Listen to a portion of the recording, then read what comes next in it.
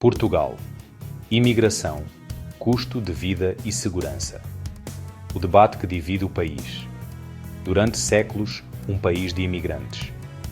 Portugueses que partiram para o Brasil, para a França, para a Venezuela, em busca de melhores condições de vida. Agora, as correntes inverteram-se. Em 2024, Portugal tinha oficialmente 1,54 milhões de imigrantes, quase 15% da população total. Um número que praticamente quadruplicou em apenas 7 anos. E com este crescimento explosivo, veio também uma explosão de tensões. Custo de vida nas alturas. Rendas que duplicaram. Filas nos hospitais. E um debate cada vez mais aceso. Será a imigração a causa dos problemas de Portugal? Ou será apenas um bode expiatório conveniente? Os números são impressionantes. Segundo o relatório de Migração e Asilo 2024 da AIMA, Agência para a Integração, Migrações e Asilo, Portugal terminou o ano de 2024 com 1.543.000 cidadãos estrangeiros residentes. Para ter uma noção, em 2017 eram pouco mais de 420.000, um crescimento de quase 270% em 7 anos. Quem são estes imigrantes? Os brasileiros lideram de longe. 484.000 brasileiros, 31% do total de imigrantes. 98.000 indianos, 92.000 angolanos, nepaleses, bengalis, paquistaneses em números crescentes. O fim do regime de portas escancaradas. Em junho de 2024, o governo acabou com o regime de manifestação de interesse, que permitia a imigrantes entrar em Portugal como turistas e depois regularizar-se no país. Este regime, criado em 2017 pelo governo de António Costa, foi apelidado pelo atual governo como Regime de Portas Escancaradas. Pedro Nuno Santos, atual líder do PS, que criou a medida, também veio criticá-la, admitindo que gerou um efeito chamada. Após o fim do regime, o fluxo de entradas caiu 59%, de 156.951 no primeiro semestre de 2024 para 64.848 no segundo semestre. Mas será que este crescimento explosivo da imigração é realmente a causa dos problemas de Portugal? Vamos aos factos. Se há uma coisa em que todos os portugueses concordam, é esta. Viver em Portugal ficou caríssimo. Habitação é uma crise que sufoca. Um apartamento T1, um quarto, no centro, custa em média 1.400 euros mensais. No Porto, um T1 no centro custa cerca de 1.050 euros. A Madeira lidera os aumentos com 7,3% em 2025.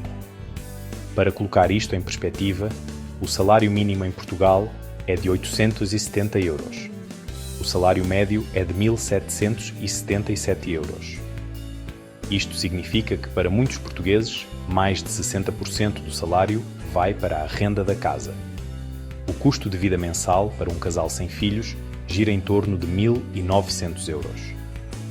Habitação, alimentação, transportes, água, luz, gás, internet, tudo está mais caro todos os dias. Segundo o inquérito do Eurobarómetro Standard 102, 43% dos portugueses consideram o aumento do custo de vida a principal preocupação do país. 68% dos portugueses estão preocupados com a inflação, o número mais alto entre todos os países pesquisados. Agora, a pergunta de milhões. Será a imigração a culpada? Um estudo da Faculdade de Economia da Universidade do Porto, FEP, mostra algo surpreendente. Com os novos dados da AIMA sobre imigrantes, o nível de vida de Portugal em 2024 foi revisto para 79,2% da média da União Europeia, em vez dos 81,6% oficiais. Isto porque havia mais pessoas no país do que o INE contabilizava. Ou seja, Portugal é mais pobre per capita do que pensávamos. Mas não porque os imigrantes empobrecem o país, porque simplesmente há mais pessoas a dividir a mesma riqueza. O estudo conclui algo crucial. Portugal precisa de 80.000 imigrantes por ano até 2033 para entrar na metade dos países com maior rendimento da UE. O verdadeiro culpado? Especialistas apontam para outras causas. Turismo descontrolado que expulsa residentes dos centros das cidades. falta de construção de habitação nova. Salários baixos que não acompanham a inflação. Economia de baixo valor acrescentado, dependente do turismo. Guerra da Ucrânia que disparou custos de energia e matérias-primas. Mas, se os dados mostram que a imigração não é a causa principal da crise habitacional e do custo de vida, por que é que tantos portugueses acreditam que sim? Os imigrantes trouxeram criminalidade para Portugal. Esta frase tornou-se comum nas redes sociais, nos cafés, nos debates políticos. Mas o que dizem os números oficiais? O Relatório Anual de Segurança Interna de 2024 mostra: criminalidade violenta aumentou 2,6%, mais 14 mil crimes. Mas este valor é praticamente idêntico a 2019, pré-pandemia. Portugal continua a ser o 7º país mais seguro do mundo e o 4º na União Europeia. População prisional em dezembro de 2024. Total de reclusos, 11.360. Portugueses, 82,6%, 9.382 presos. Estrangeiros, 17,4%, 1.978 presos. Em fevereiro de 2025, Luís Neves, diretor nacional da Polícia Judiciária, explicou que muitos estrangeiros presos não são imigrantes residentes, mas mulas de droga, mulheres pobres que transportam droga no corpo, são presas no aeroporto, cumprem pena e voltam ao país de origem. Criminalidade itinerante. Grupos que vêm fazer campanhas criminosas e vão embora. Criminalidade transnacional organizada. Um estudo pedido pelo público analisou a relação entre imigração e criminalidade nos municípios portugueses. As conclusões são claras. Municípios com mais imigrantes têm menos criminalidade. Odmira, onde imigrantes são 41,8% da população. Criminalidade estável e abaixo da média nacional. Porto, em 2009, havia 8.809 estrangeiros e 17.383 crimes. Em 2023, os estrangeiros duplicaram para 35.653, mas os crimes caíram para 14.552. Municípios onde a população estrangeira não aumentou. A criminalidade cresceu. A socióloga conclui: o discurso alarmista não encontra respaldo nos números. O verdadeiro problema não está nos imigrantes, mas na forma como o preconceito e a desinformação estão a gerar violência contra essa população vulnerável. Estudos científicos confirmam: não há correlação entre aumento de imigração e aumento de criminalidade. Pelo contrário, imigrantes têm menos motivação para cometer crimes, risco de deportação. Legalização de imigrantes. Reduz criminalidade em 50%. Estudo italiano, 2015. Então, por que é que a percepção pública é tão diferente dos factos? Se há um número que cresceu vertiginosamente em Portugal, não foi a criminalidade cometida por imigrantes. Foi a criminalidade cometida contra imigrantes. O relatório da SRI alertou para um aumento acentuado do discurso de ódio em Portugal, que visa, sobretudo, os migrantes, os ciganos, a comunidade LGBTQIA+, e as pessoas negras. As queixas judiciais contra crimes de ódio praticamente quintuplicaram. 2019, 63 queixas. 2024, 347 queixas. A esmagadora maioria não apresenta queixa. 3 de maio de 2024, a noite que chocou Portugal. Na madrugada de 3 para 4 de maio, uma onda de violência atingiu imigrantes no Porto. Campo 24 de agosto. 2 imigrantes atacados por grupo de 4 a 5 homens.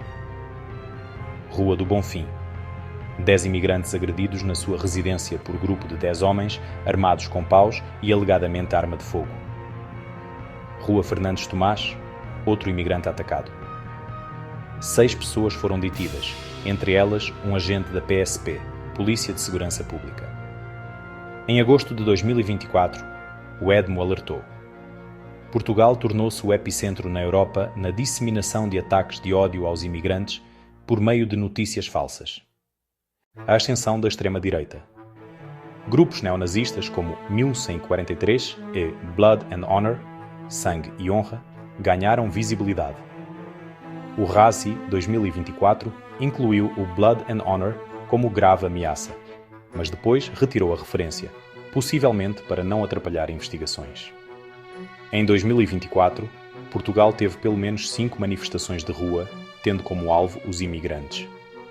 3 promovidas pelo grupo neonazista 1143, Lisboa, Porto, Guimarães. 2 realizadas pelo partido Chega, Lisboa e Porto.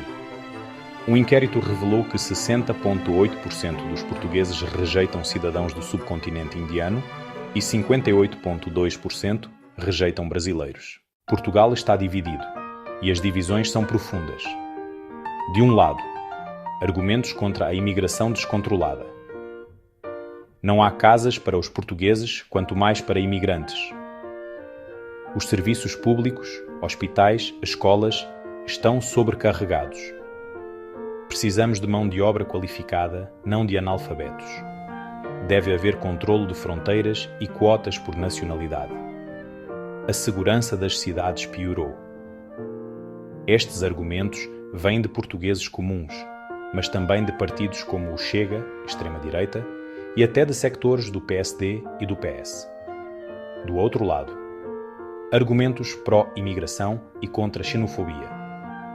Imigrantes contribuem com 1,6 mil milhões de euros a mais para a segurança social do que recebem. Portugal precisa de 80 mil imigrantes por ano para crescer economicamente. Municípios com mais imigrantes têm menos criminalidade. Os verdadeiros problemas são salários baixos, falta de habitação e turismo descontrolado. Xenofobia é crime e está a crescer perigosamente. Estes argumentos vêm de académicos, organizações não governamentais, partidos de esquerda e da própria Comissão Europeia. Óscar Afonso, diretor da FEP, resume o dilema.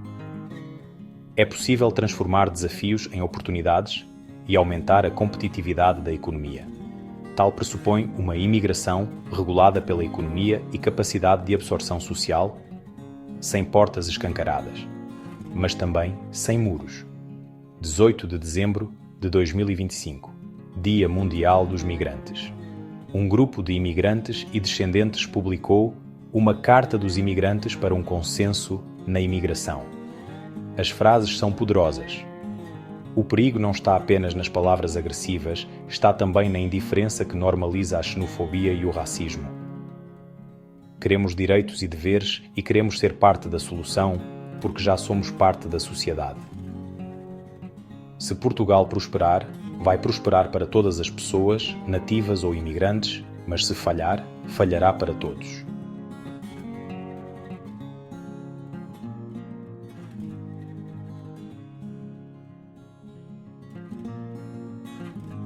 Portugal está numa encruzilhada.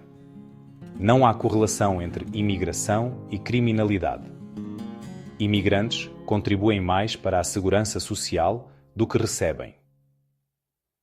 A crise habitacional vem do turismo, falta de construção e salários baixos. Portugal precisa de imigrantes para crescer economicamente, mas a percepção pública é outra. 43% dos portugueses culpam o custo de vida como o maior problema. 68% estão preocupados com a inflação. Mais de metade rejeita imigrantes de certas nacionalidades. Crimes de ódio quintuplicaram em 5 anos. A verdade é que Portugal enfrenta problemas reais. Habitação inacessível, salários baixos, serviços públicos subfinanciados, economia dependente do turismo. Mas a imigração não é a causa destes problemas. É, na verdade, parte da solução, se for bem gerida. O verdadeiro perigo não são os imigrantes. É o discurso de ódio que os transforma em bodes expiatórios. É a desinformação que ignora factos. É a xenofobia que mancha a imagem de um país historicamente acolhedor.